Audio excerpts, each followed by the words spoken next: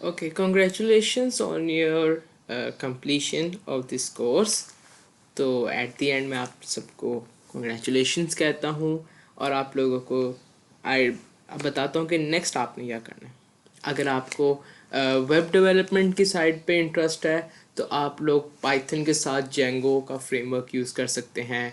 ये आजकल मार्केट में काफ़ी इन है। अगर आप लोग कंप्यूटर वीएन में इंटरेस्टेड हैं तो आप लोग CV2 है और इसकी बेतहाशा लाइब्रेरीज़ हैं उसको भी देख सकते हैं और कंप्यूटर वीएन के अंदर भी काम कर सकते हैं यूजिंग पाइथन। आप लोग इसके साथ साथ डेटा साइंसिस में भी, बिग डाटा के अंदर भी, मशीन लर्निंग, डीप लर्निंग में भी काम कर सकते हैं। तो आपके पास बेतहाशा इस वक्त रिसोर्स मौजूद हैं, आप उनको थोड़ा सा एक्सप्लोर करें यूजिंग पाइथन। तो आजकल हमारा जो मार्केट में काम हो रहा है वो इसी पाइथन के बेस पे ही हो रहा है। तो आई होप कि आप लोगों ने इन्जॉय किए होंगे लेक्चर्स को और आप लोग इसका रिव्यू भी दे सकते हैं।